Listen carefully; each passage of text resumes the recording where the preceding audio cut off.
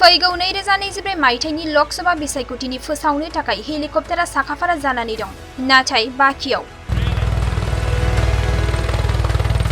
এইবার নির্বাচনের কি হেলিকপ্টার বাকি থাকিব? হেলিকপ্টারটো আলোচনা কৰিছে ড্ৰাইভাৰৰ লগত বাকি দিব। जों कंग्रेस, बीजेपी रावजोंबो गैया, जायनि जाहोनाव जोंनाव फैसा गैया। हेलिकप्टारनि पाइलटआ सिनायनायनि थाखाय बाकियाव होगोन। बे बिबुंथिया बीपीएफनि गाहाय हाग्रामा महिलारिनि। পূর্বর চিনাকি আছে এই বহুত চিনাকি ড্ৰাইভাৰ আছে, হেলিকপ্টাৰ ড্ৰাইভাৰ বহুত চিনাকি আছে।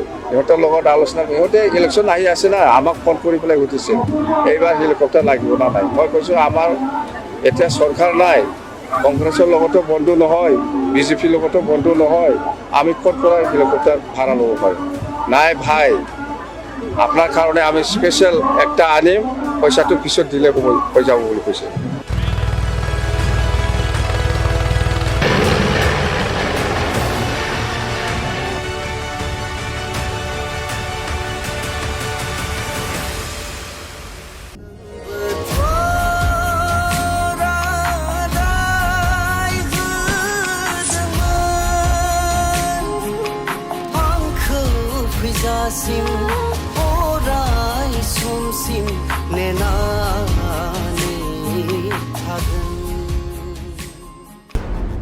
不下车，不下。